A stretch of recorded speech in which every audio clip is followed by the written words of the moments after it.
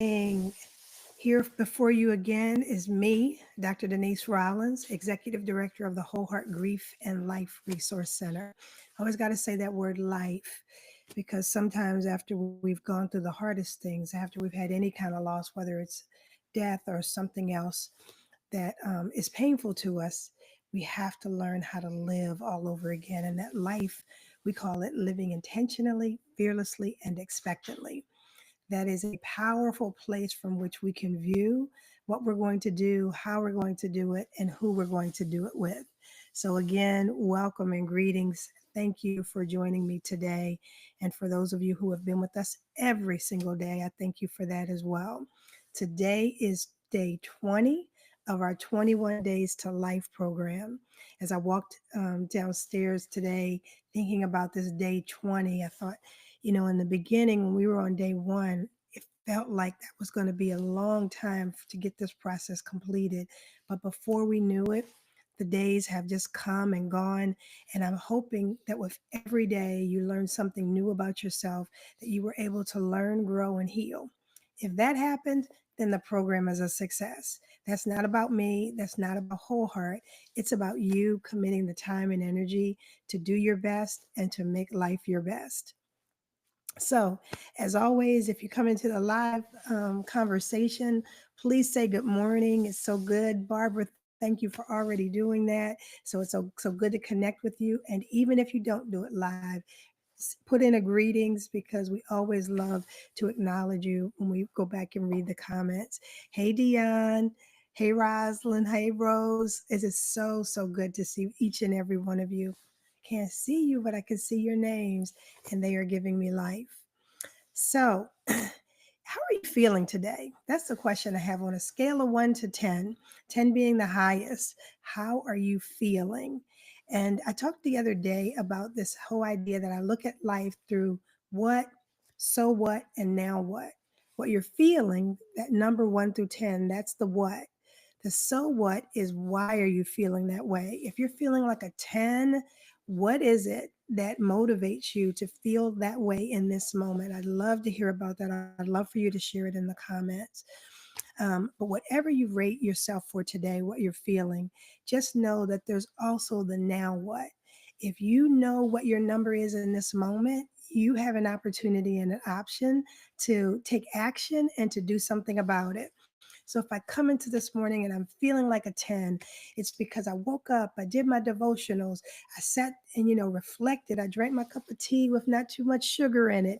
And I did the things that made me feel good. And as I looked over the horizon, I said, today is going to be a good day. The now what is saying, what am I going to do to ensure that it's a good day? And I'm going to tell myself already that no matter what obstacle comes my way, I'm going to smile, be thankful for it, and overcome it. That way, I'm going to keep my 10. But if I woke up this morning and tripped over the cat and knocked my head on the side of the bed, and I'm in a bad mood right now, and I say I'm a 5, then I have the choice and the opportunity to say, what action will I take? So I move from a 5 to at least a 6, or maybe even a 5 to an 8. I can choose. We've talked so much in this program about the power of choice, about controlling and understanding what is motivating us internally and also what surrounds us. And so take that choice today to create the intention of the day that you're supposed to have. And I absolutely know it will happen. All right, let's go to yesterday's question, which was, who are the people that you need to surround yourself with so that you can be the person you were created to be this year and also achieve the goals that you set for yourself? As I was thinking about that question, one of the things that keeps coming to mind is this analogy about the soil that surrounds us. Those people that we choose to surround ourselves with are that good soil that will put nutrients and nurture us and help us to be who we want to be. We really have to be cognizant of that because if I'm surrounded by rocks and things that are not good and nurturing to my soul, when I'm spiraling down, those are the folks who will help me spiral more quickly, as opposed to surrounding myself with those nutritious that nutritious soil allows me to maybe step up and spiral up instead of down. As I think about that analogy, though, what I know that is that farmers don't just use the soil over and over. They have to tend to that soil, they have to prepare it. And so, as we choose those people who are going to surround us and we pray that they will pour into us, we also have to remember that we have an opportunity to pour back into them as well. It's the way that we keep the folks around us healthy. Now, for my four areas, I'll share that in a moment. Rose is saying mixed feelings this morning will make it a 10. I love it absolutely. Lois says happy MLK Day, so that might be adding to hers. And a couple of days ago, we talked about this juxtaposition of having two things, that maybe something today is special, the birth, celebrating the birth of Martin Luther King, and also something that maybe we don't want to happen today. And how do you hold both in your hands at the same time? I think it's that you acknowledge both and you say, now what will I do? I have a choice. How will I make this day wherever I started at and make it a 10? And I think us calling on that power is so very important. What I'd like to do is share my screen with you and just show you what we talked about yesterday. This is an activity from the Wholehearted Life book, and it's this idea of these are our social circles. So in the center, you see that I have me, and I just decided that I'm going to name four quadrants in terms of who I need to help me to become the person I need to be in 2025 to support me in achieving those goals. And I decided I needed someone, because I'm what I'm trying to do with Whole Heart, who is very business minded. I need someone who is very leadership minded. I need someone who's very faith based. And I need someone who will give me comfort and care. Because as I achieve my goals, I want to make sure that I'm surrounded by people who can help me with different aspects of those goals. So when I choose somebody who is faith based, I need somebody who, when I'm facing a challenge, I can call them up and say, today is a hard day, or I'm doubting myself. And they'll give me back word, they'll give me back encouragement, they'll give me back the faith that I need to keep going. Now, we talked about the idea that with these social circles that we have, you have people who are in your inner circle all the way to people who are outside your circle. And what I decided is that faith-based person is somebody that's going to be my inner circle, that really knows me well and who knows me intimately. Same thing with the person who gives me comfort and care, because in those moments, I may have to share things that I don't want everybody to know. When it comes to leadership, I just want someone who's great with their leadership skills. They don't have to be in my inner circle. And in fact, when it comes to business, I need somebody who strategically knows some things that will help to elevate my nonprofit to the place it needs to be. And they don't have to be in my inner circle. I can trust them to help me in that area. But that's it. I don't need them to be anything else. I don't need them to be any of the other three. So for me, I was able to look at the social circles that surround me and say, this is what I need. I'm curious as to, for the folks that you needed to surround you, whether you put it in categories like that, or you just said, I just need one person and this is who it is. Was that process hard or easy for you? Was it easy to say, this is who I need to surround me, or was it difficult? And if you can share that in the comments, I would really appreciate it. I ask you that because yesterday, quite a few of you actually said that you tend to isolate yourself and you tend to do things alone at times, although you pull folks in.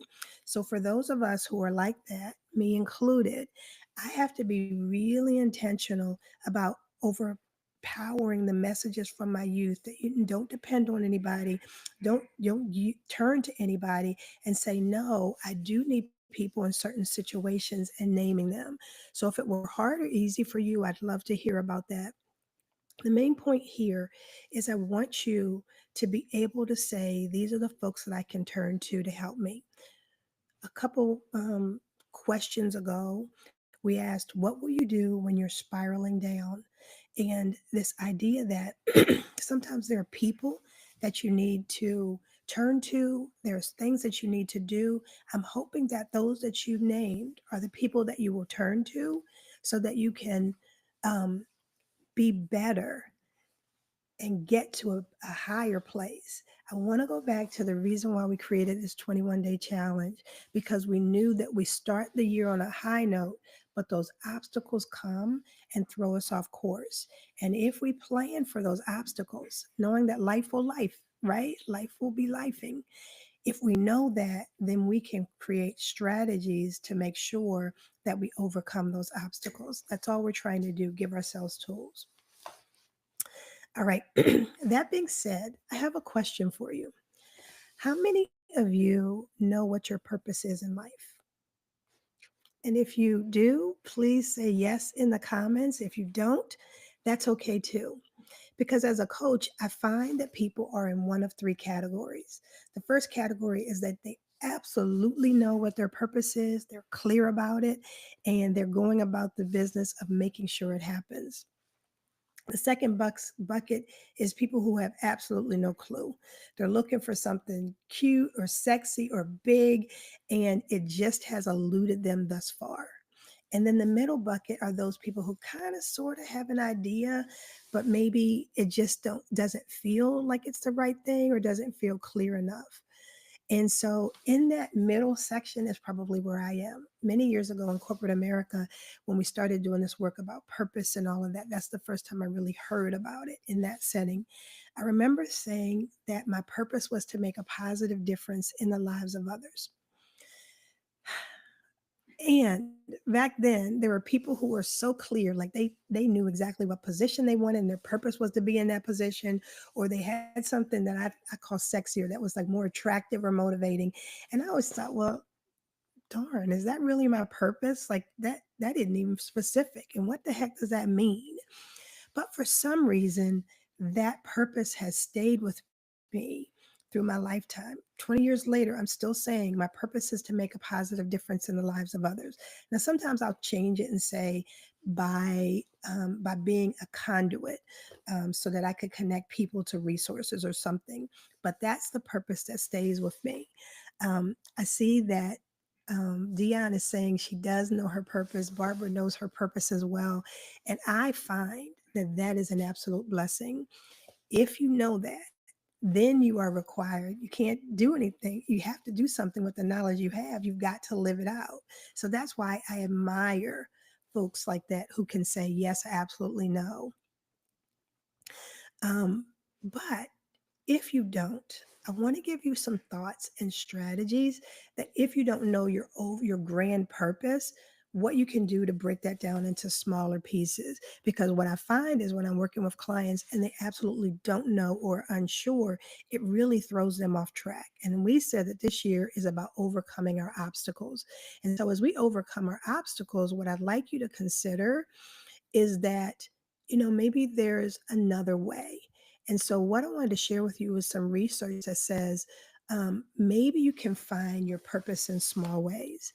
So, for instance, some of the things that are suggested is you focus on your values, not just the passions. So, if I'm passionate about even the stuff with whole heart, that's one thing. And so maybe that's my purpose. But if that's not something that moves me, what is it that I really value? What I love is in this process, remember there was a day when we said, what are the things that we value? So you've addressed that already. Some people, we tell them to embrace a micro purpose. Look for small ways that you can make a positive difference. I know people in the community who all they do is serve. They find if there's a volunteer that's needed, if there's someone that needs a small task done, these are the people who get it done. And I absolutely think that's a part of their purpose. So that's what we call a micro purpose. We can experiment and explore because you do some things you've never done before. That might lead us to a purpose. The thing I think everybody should know is we should be fluid with our purpose, knowing that it could change over time. Sometimes we think that's what it's going to be stamped on my head for the rest of my life. And I'm going to tell you that I've met people whose purpose was one thing when they were younger, but changed when they got older. I think our connections also bring us meaning. And then finally, this whole idea about self reflection and mindfulness. Now, the question you may ask is, how do I get to that? And I think there's a couple things that you can do to really reveal your purpose. I love that we can do things like journaling. write it down. I wrote a whole book based on journaling. And when you're writing things down that are important to you, I think that purpose kind of bubbles up to the surface. Be mindful about the choices that you make.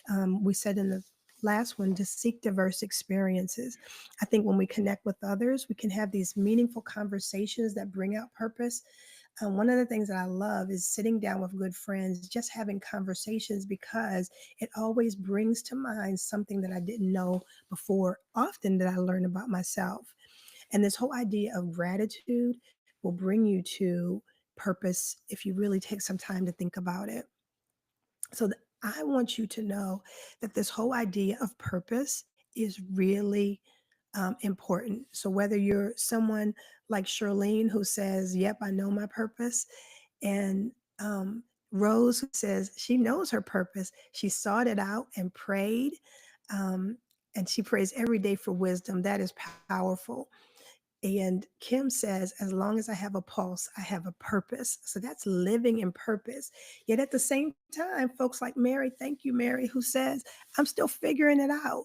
And if you're figuring it out, that's okay. I think what you may have guessed is that we're moving towards the question that we have for today. But as we move towards the question, I want to tell you what I think purpose is.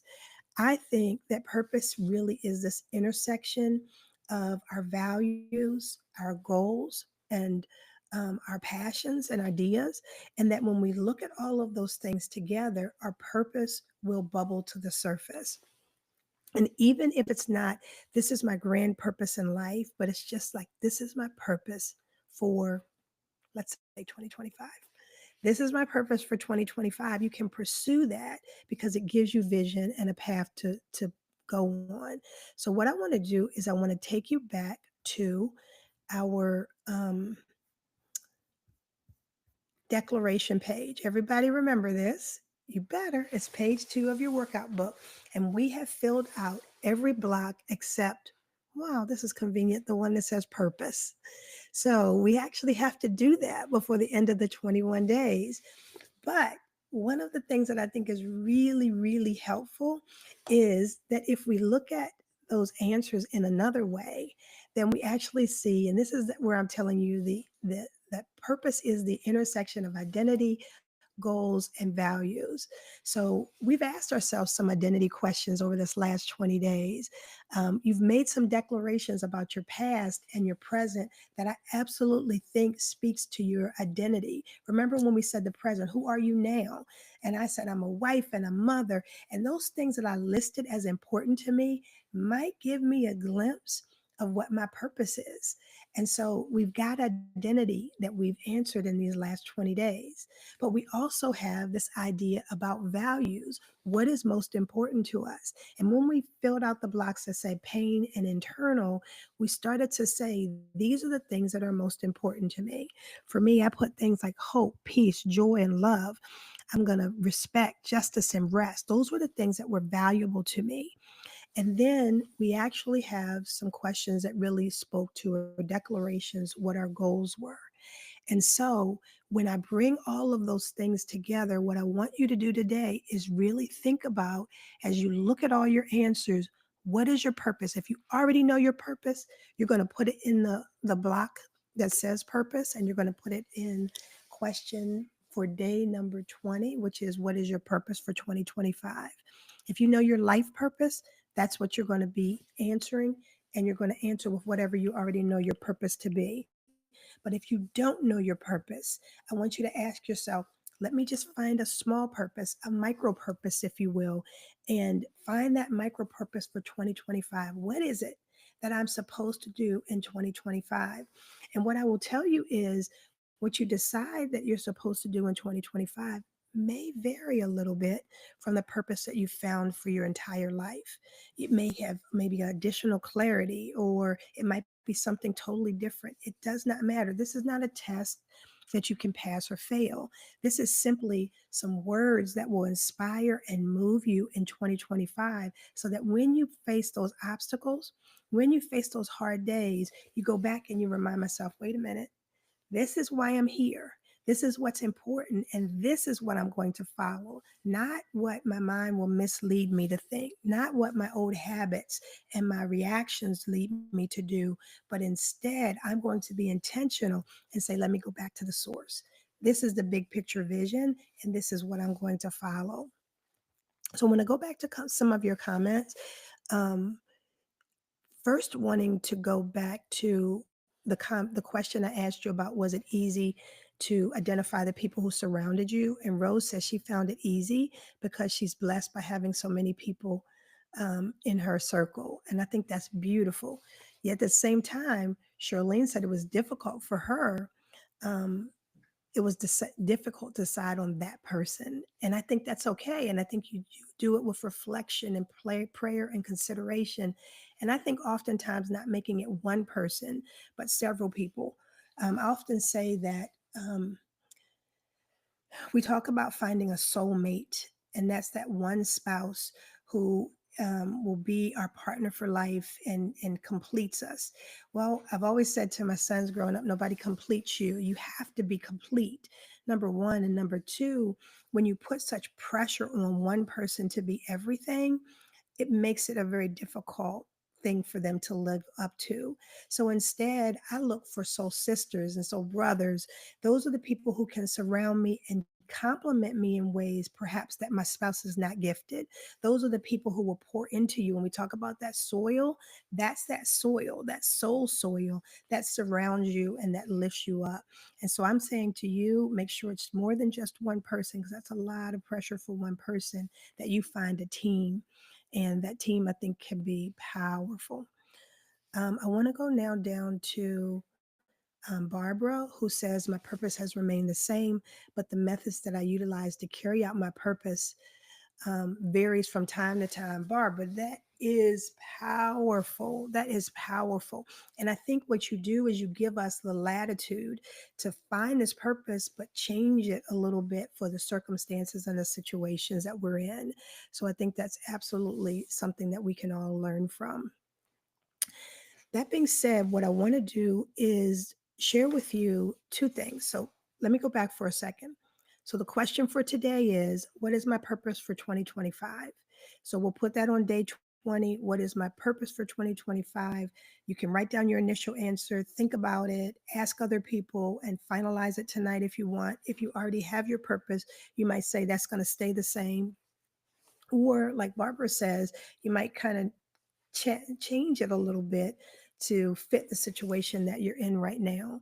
So, number one, I'm asking you to go on day 20. What is my purpose for 2025? And then also go back to the declaration page and fill out that last block and say, my purpose for 2025 is. We have completed that declaration page. We need to pat ourselves on the back once we do that, because that is an accomplishment. That being said, I mentioned to some of you that I encourage you to do a word board as something that would keep some of these declarations in front of us. I gave you some examples in the past, but what I want to do today is just to show you what my word board for 2025 looks like, because it's another variation. It's not cute and sexy, but it serves the purpose for me. And I thought that you might be able to gain something from it. So what you'll see here is, this is the way I tend to do it, that when I choose a word for the year, I try to choose, for me, scriptures and quotes that go with it. So I have said to you before that I want to look to the light, live in the light, and be the light. So I define that for myself. But then I also, the poem that just struck me, that confirmed that it was my word, by Marianne Williamson, this whole idea of who are we not to let our light shine. I put that to remind myself. So what I'll do is I'll go in and I read that, because I need that motivation. To me, it's just like taking a shower. You got to do it every day, maybe twice a day. Well, I need that motivation every day, twice, three times a day, because my normal self can get off course if I don't keep my goals in front of me. So I said that my vision is to build up whole heart. That's what I told you before. But the way I worded my purpose for this year, 2025, is I based it on my words. So I said, become the light that God has predestined me to be.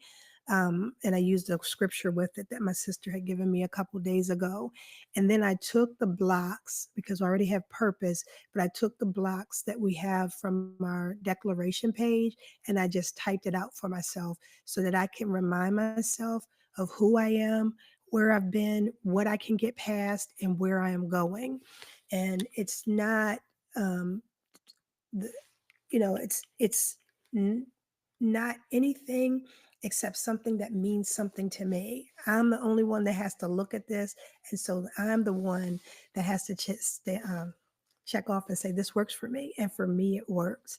So that I'm saying the same thing that when you create your word board, if you choose to do so, make it something that's appealing to you. Forget about all other people, get that editor out of your head, because a lot of times I'm like, well, what do other people say if they see this? I don't care because it's for me. So I really want you to think about doing the word board. If you haven't done it, know that it's not a long process, and know that it is something that can guide you in your 2025. Because the question we're going to have to ask is, what are you going to do from day 22 to 365? This word board or a declaration page or our questions over the 21 days, I believe will help you. All right. So tomorrow is day 21. We've made it. We will make it. And so please, please join us then. We have something really special for you. Until then, if you need us for anything, support at wholeheartcenter.org, 866-393-5847. And enjoy this day as we celebrate an icon who created a legacy for so many of us. Think about the legacy you're going to live and the way people will celebrate your life, and do something good for yourself on purpose today. All right. I'll see you tomorrow. Bye bye.